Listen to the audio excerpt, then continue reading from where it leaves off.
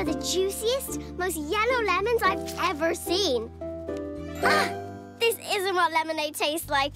It's way too sour. It's only searbh because you need to add other ingredients to make it taste sweet.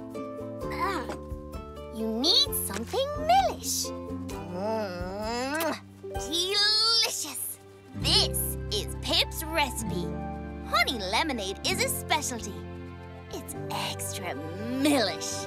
Oh, I'm not so sure, Bláithín. He always uses lots of lemons. I like it when it tastes searbh. Me too. I love sour, as long as it's not too sour. Why don't we split into teams and see who makes the best lemonade? Yeah.